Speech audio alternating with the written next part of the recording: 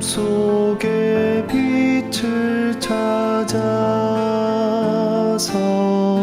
피곤하게 헤매였네. 내 왕 되신 예수를 보니 모든 것이 밝아지네. 나의 눈을 돌이켜 주 영광의 얼굴 보리. 주의 영광 빛 가운데에서 땅의 것들은 희미해져 죽음통의 생명 얻으리. 앞서간 주 따라가며 죄권세 다 지나갔으니 나 넉넉히 이기도다. 나의 눈을 돌이켜 주 영광의 얼굴 보리. 주의 영광 빛 가운데에서 땅의 것들은 희미해져 주 약속 다 이루어지리니 주 의지에 형통하리. 낙심 말고 견고하여라. 큰 구원을 체험하리. 나의 눈을 돌이켜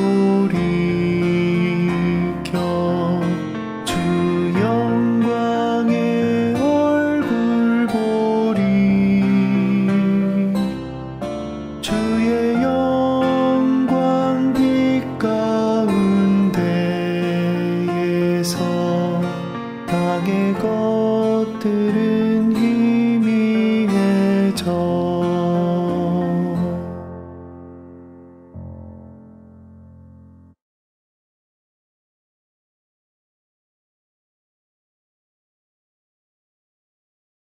반갑습니다. 저희 복음진리 집회 시리즈는 창세기, 씨들의 책이라는 전체 주제를 가지고 계속 진행되었었는데요. 지난 연말에 잠시 멈췄다가 오늘부터 다시 시작하게 되었습니다. 전체 주제에 대해서 다시 한번 상기시켜 드리고 싶은데요. 창세기는 다만 역사적인 기록, 어떤 사람들의 전기만을 담고 있는 그런 책이 아니라 신성한 진리, 계시들이 씨로서 심겨져 있는 그런 책입니다. 이전에 많은 그 형제님들이 말씀하신 것처럼 이 놀라운 이 진리가 창세기에 심겨졌고 그 이후의 책들을 통해서 더 자라고 더 발전하게 됩니다. 그래서 특히 신약의 마지막에 와서는 완전히 완성되고 수확하는 그런 것을 볼 수 있습니다. 이것이 무슨 말인지 좀 알 것 같기도 하고 모를 것 같기도 하시죠. 10초 정도 되는 그 영상을 보면서 이 창세기에 뿌려진 씨들과 이 영상이 어떤 관계가 있는지 좀 생각하면서 영상을 좀 보시기 바랍니다.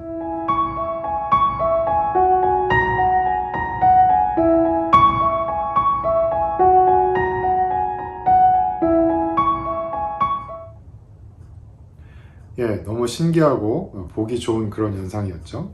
이렇게 땅 속에 이 씨가 심겨졌을 때 이 땅 위에서는 그 땅 아래, 땅 속에서 어떤 일이 일어나는지 알 수가 어렵지만 씨가 자라서 땅을 뚫고 나오고 줄기가 생기고 그렇게 될 때 온 세상이 이걸 알게 되고요. 또 꽃이 자라게 되고 꽃이 나고 열매를 맺게 됐을 때는 심지어 이 식물이 그 씨가 어떤 식물의 씨였는지 콩이었는지 파지였는지 그런 것까지도 우리가 알 수 있게 되는 것입니다. 이런 그림을 이 성경을 어떻게 우리가 해석할 수 있을지 좀 적용해 볼 수 있는 그런 좋은 유명한 말이 있습니다. 바로 들어보셨을 것 같은데요. 어거스틴이라는 그런 유명한 이 교부, Church Father, 이 성경 신학자가 한 말이죠. 바로 신약은 구약 속에 감춰져 있고 구약은 신약 속에서 드러난다. 멋있는 말입니다. 밑에 이 라틴어로도 써 있죠. 이 말을 적용해 본다면 식물의 어떠함이 이 땅 밑에 심겨진 그 씨 속에 숨겨져 있었죠. 감추어져 있었죠.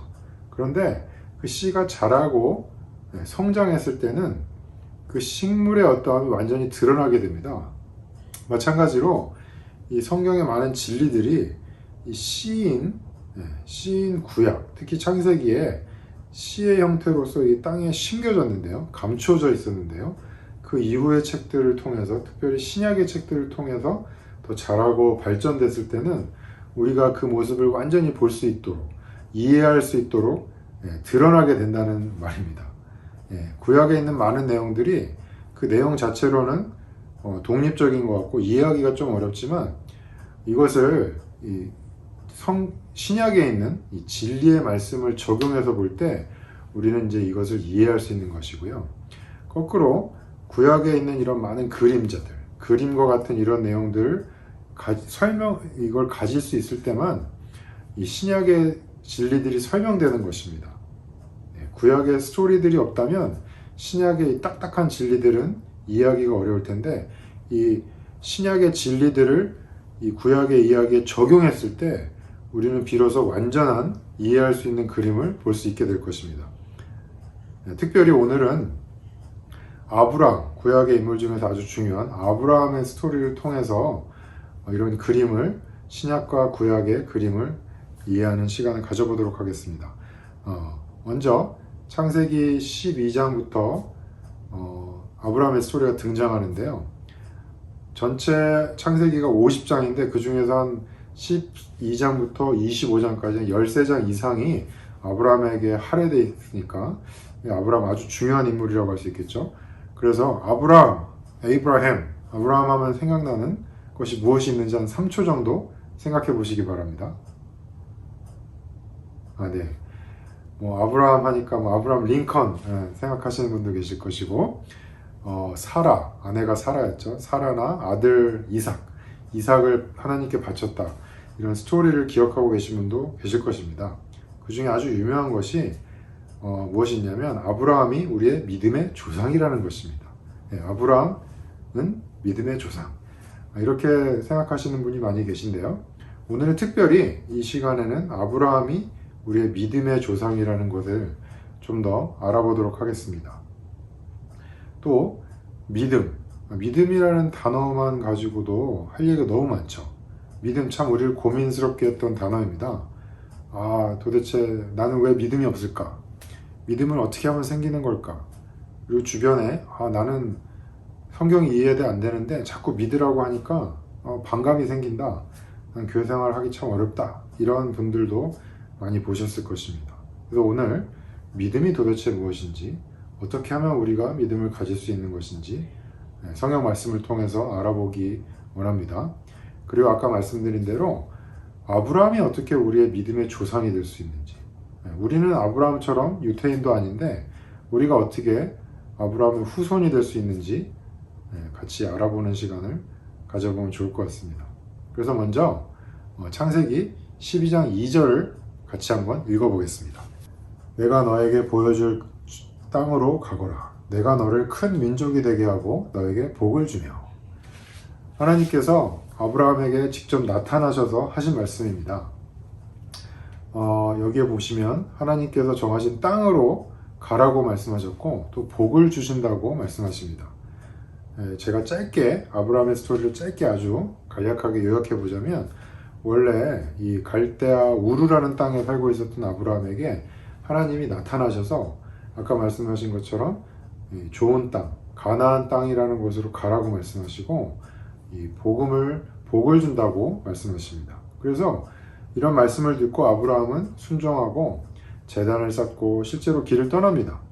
그런데 하나님이 원하신 대로 바로 지체하지 않고 가나안 땅으로 간 것이 아니라 중간에 지체하고 빨리 안 가고 또 제단을 쌓긴 했지만 자꾸 하나님의 마음에 들지 않는 행동을 해서 하나님의 마음에서 벗어나기도 하고 하나님이 말씀을 하시지 않는 그런 상황도 생깁니다. 그런데 중요한 것은 그럴 때마다 하나님이 다시 나타나시고 거듭거듭 새롭게 말씀하셨습니다. 이 12장에 말씀하신 것처럼 이런 약속의 말씀을 계속적으로 말씀하셨습니다. 이것이 아주 중요합니다. 그리고 여기 말씀하신 것처럼 땅을 주시고 복을 주신다. 땅을 줄 테니 가라. 복을 주신다. 이 말씀을 꼭 기억하시기 바랍니다. 그 다음에는 15장 5절을 같이 읽어보겠습니다. 여호와께서 그를 밖으로 데리고 나가셔서 말씀하셨다. 하늘을 쳐다보아라. 셀 수 있거든 저 별들을 세어보아라. 그러시고는 그에게 또 말씀하셨다.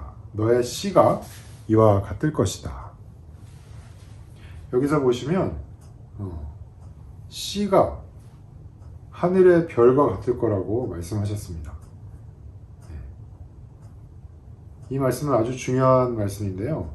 놀라운 것은 이 말씀 직전에 아브라함이 좀 불평을 했습니다. 어떻게 불평했냐면 주님께서 저에게 씨를 주시지 않으니 저에게는 아들이 없습니다. 이런 말을 했을 때 바로 주신 말씀이 너의 씨가 하늘의 별처럼 많을 거라고 말씀하셨습니다. 놀라운 것은 그 다음 구절이 또 있습니다. 15장 6절입니다. 아브라함이 여호와를 믿으니 여호와께서 그것을 그의 의로 여기셨다. 이것은 아주 유명하고 놀라운 구절인데요. 아브라함이 믿으니 그것을 의로 여기셨다. 여기서 보시면 제가 말씀드린 대로 그가 자기에게 씨가 없다고 불평하고 그 다음에 하나님께서 씨가 하늘의 별처럼 많을 거라고 약속하신 다음에 아무런 일도 없었습니다. 아브라함이 한 일이 없어요. 아브라함이 믿습니다 이런 말도 안 했고 신념을 가지고 어떤 꾸준히 의심하지 않는 그런 행동을 보인 것도 없는데 믿으니 그것을 의로 여기셨다. 우리는 이것을 아주 자세히 볼 필요가 있습니다. 이것이 우리가 믿음이 무엇인지를 이해하는 데 큰 도움이 될 것입니다. 아까 말씀드린 것처럼 아브라함은 본인이 하나님을 찾아간 것이 아니라 하나님께서 아브라함에게 찾아오셨습니다. 그래서 그는 심지어 순종하지 않을 때도 있었고 지체하였지만 계속 거듭거듭 나타나셔서 말씀하시는 하나님이 그 안에 믿음으로 주입되신 것입니다. 사실은 그가 믿으니 하나님께서 이것을 의로 여기셨다는 말씀 이후에도 심지어 아브라함은 실수하였고 실패하였고 심지어 자기의 아내가 사라가 나이가 많아서 아이를 낳을 수 없다고 하는 그런 말도 합니다. 그래서 그 이후에 일어나는 행위들을 볼 때 그는 마치 믿음이 없는 사람처럼 보입니다. 마치 땅에 심겨진 씨가 이게 자라고 있는지 알 수 없는 것처럼 그의 믿음의 행위, 어떤 신념의 행위로 봐서는 믿음이 없는 사람으로 보입니다.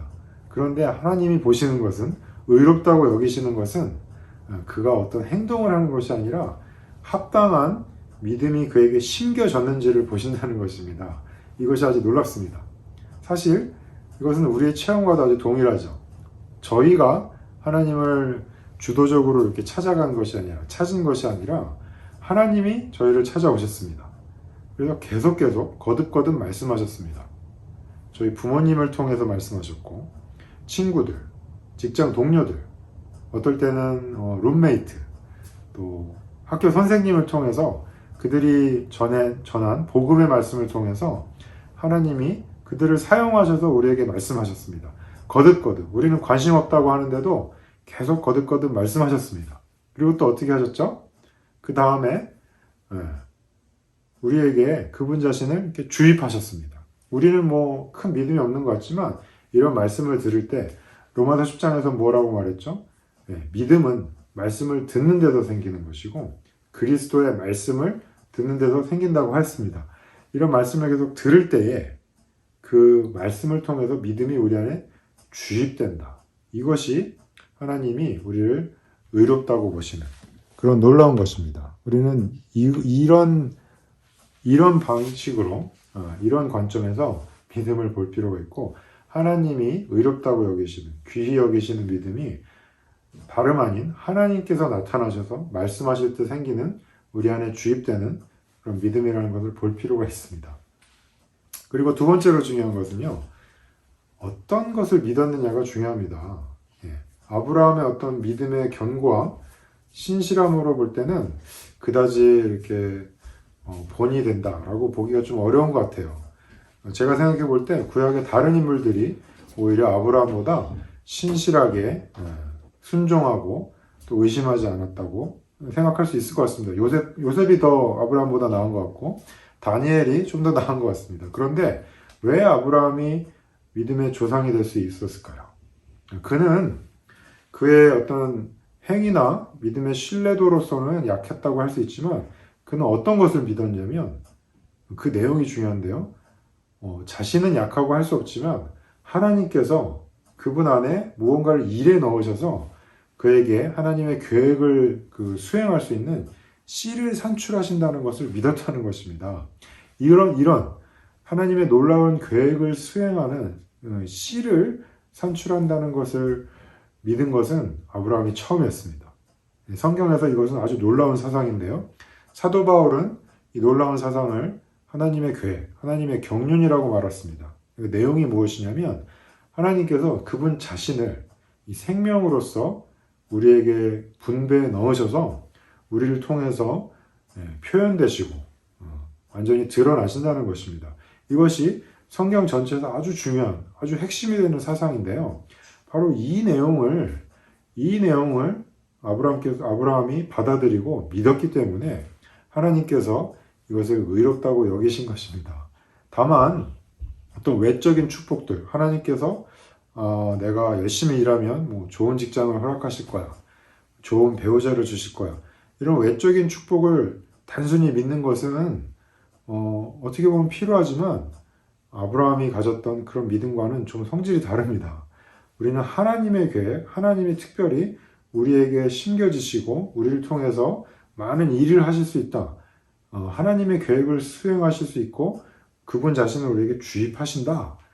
이것을 믿어야 합니다. 아브라함이 이것을 믿었고 우리가 이것을 믿을 때 우리는 아브라함을 따르는 자들이 될 수 있는 것입니다. 자, 이제 마지막으로 아브라함이 어떻게 우리의 믿음의 조상이 될 수 있는지 알아보겠습니다. 어떤 본이나 기준이 아니라 그가 우리의 조상이라면 우리와 뭔가 연결되는 그런 것이 있어야 합니다. 조상과 후손은 어떤 피가 섞여 있어야 되죠.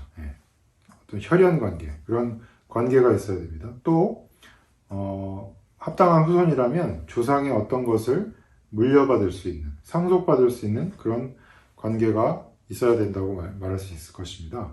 그래서 아브라함과 우리는 어떤 관계가 있을까요? 어떤 것을 우리는 또 상속받는 것일까요? 이것을 도와줄 수 있는 갈라디아서 3장 14절을 한번 같이 읽어보겠습니다. 아브라함의 복이 그리스도 예수님 안에서 이방인들에게 이룰 수 있도록, 즉 약속하신 그 영을 우리가 믿음을 통해 받을 수 있도록 하려는 것입니다. 먼저 보기 원하는 것은 여기 보면 이방인들에게 이룰 수 있도록. 그렇습니다. 우리는 유태인이 아니죠. 하나님이 정하신 선택받은 그런 민족인 유대인이 아닌데 이방인들에게도, 우리 혈연 관계로는 아브라함과 우리가 관계가 없지만 이방인들에게도 이 아브라함의 복이 도달할 수 있도록 길이 열렸습니다. 그 길은 바로 믿음을 통한 것입니다. 아브라함이 아까 말씀드린 것처럼 믿음의 어떤 시작을 가진 것처럼 하나님께서 그 안에 일하실 수 있다는 씨를 산출하실 수 있다는 것을 믿은 것을 시작한 것처럼 우리도 믿음을 통해서, 다만 믿음을 통해서 아브라함과 하나의 길을 갈 수 있었던 것입니다. 그러면 더 나아가서 우리가 아브라함과 연결되는 것이 무엇일까요? 여기 보시면은 아브라함의 복, 하나님께서 아브라함에게 약속하신 그런 복이 있었죠. 그 복이 이 구절에서 뭐라고 말했냐면 바로 약속하신 그 영이라는 거예요. 아브라함에게 약속하신 그 복이 아브라함에게 약속하신 그 영이라는 것입니다. 할렐루야. 이 복이 뭐죠? 그 영인데 이 영은 신약에서 완전히 이제 우리에게 열려져 있습니다. 구약에서는 이 복이 무엇인지 알기가 어려웠지만 도대체 무슨 복을 주셨을까 궁금했지만 신약의 이 내용을 통해서 그 복이 바로 그 영이었다는 것을 분명하게 말해주고 있어요. 고린도전서 15장에서는 마지막 아담은 생명 주는 영이 되셨다고 합니다. 마지막 아담은 예수 그리스도를 말하죠.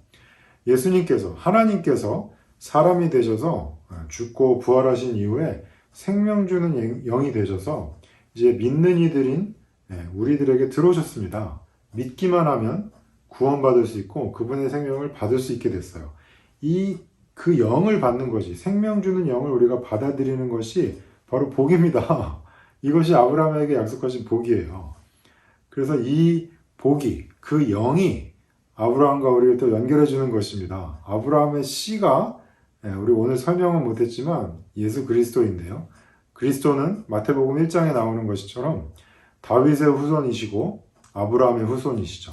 그 씨가 그리스도이신데 그리스도가 이제 생명 주는 영이 되셔서 우리 안에 들어오심으로 연결되셨습니다. 아브라함의 후손 예수 그리스도.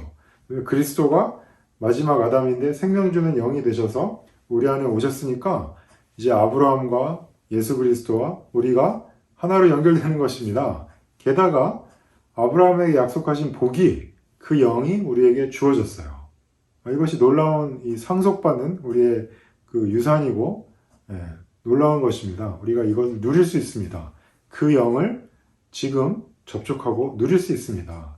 이것이 믿는 이들인 우리들에게 주어진 놀라운 복이고요. 이것은 멀리 있는 것이 아니라 우리 사람에게도 영이 있기 때문에 매일매일 누릴 수 있습니다. 너무나 좋죠. 그래서 오늘은 로마서 4장에서 말한 것처럼 아브라함이 우리의 조상이고 우리는 또 믿음의 발자취를 따라 살아야 합니다. 그래서 아브라함이 했던 것처럼 우리도 동일한 믿음의 발자취를 따르면서 살 수 있도록 짧은 기도를 같이 하고 마치기를 원합니다. 저를 따라서 같이 기도하시면 이미 주님을 영접하신 그런 이 복을, 그 영을 복으로 얻으신 분이시나 아니면 아직 고민하면서 주님을 영접하지 못하신 분들도 같이 이 짤막한 기도를 하면서 주님을 영접하시고 이 복을 누리시기를 바랍니다. 주 예수님, 저는 주님을 찾지 않았지만 주님께서 다른 형제 자매님들을 통해서 저에게 나타나시고 저에게 말씀하심을 감사합니다. 이제 다만 주님의 말씀을 받아들임으로 더 믿기 원하고 그 믿음의 씨앗이 우리 안에서 더 자라기를 원합니다. 매일매일 거듭거듭 우리에게 나타나셔서 말씀하여 주시고 이 말씀의 씨앗이 우리 마음 안에서 우리의 영 안에서 더 자라서 아브라함에게 약속하신 그 복이 그 약속하신 그 영을 우리가 더 매일매일 누리고 사용하고 더 표현하기를 원합니다. 우리 안에 더 자라시고 우리를 통하여 더 표현되어 주소서. 감사합니다. 우리 이런 매일매일의 기도를 하고 주님께 우리 안에 또 우리 앞에 나타나 주시고 우리에게 말씀해 달라고 부탁함으로 아브라함의 믿음의 발자취를 따르는 그런 생활을 살기를 원합니다. 감사합니다.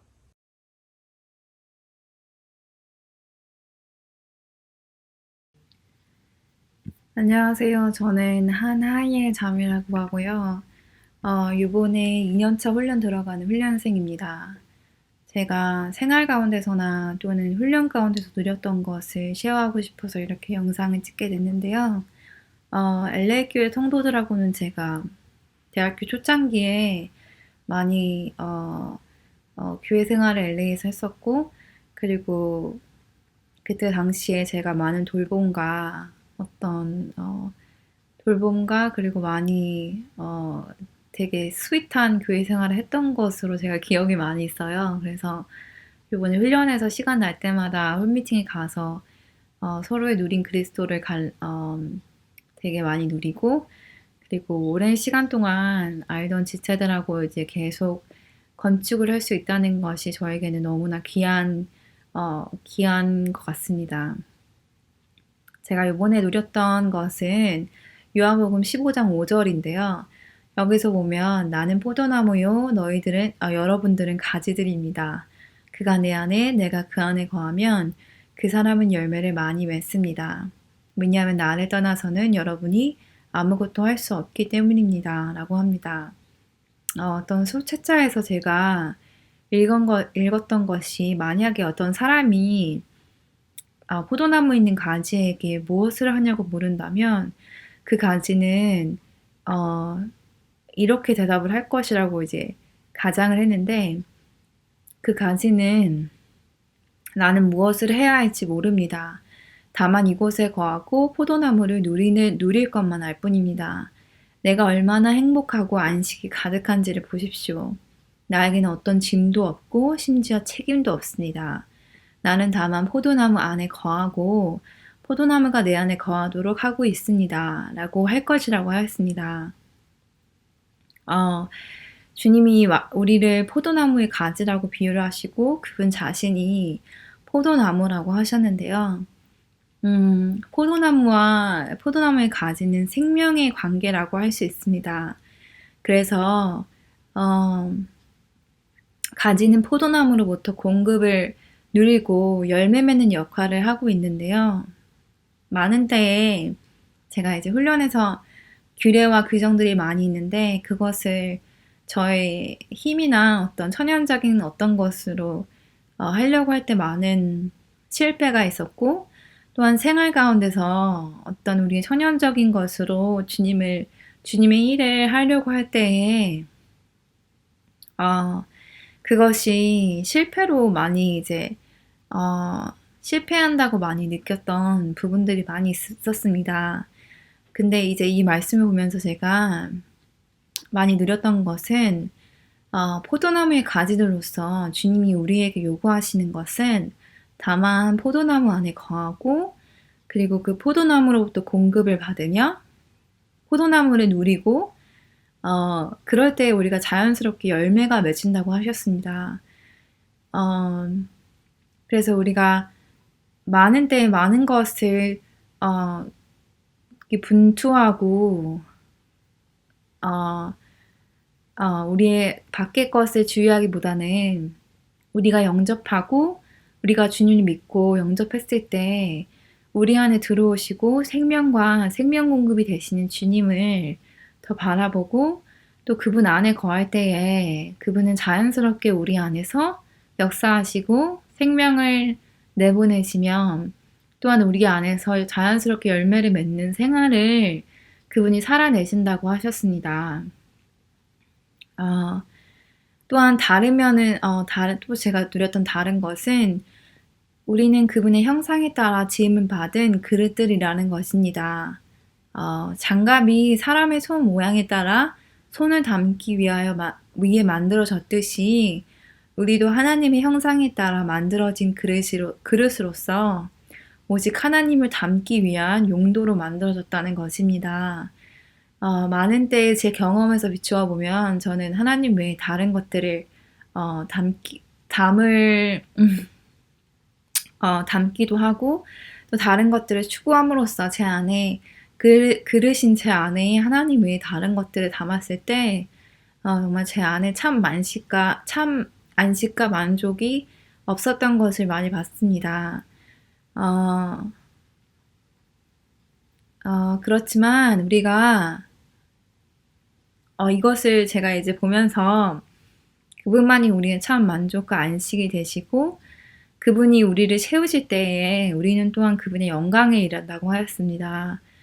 그래서 우리 모두가 다만 주님을 받아들이고 또 그분께 우리의 마음을 활짝 열어드림으로써 그분의 영광에 이르는 정말 귀한 그릇들이 되기를 원합니다.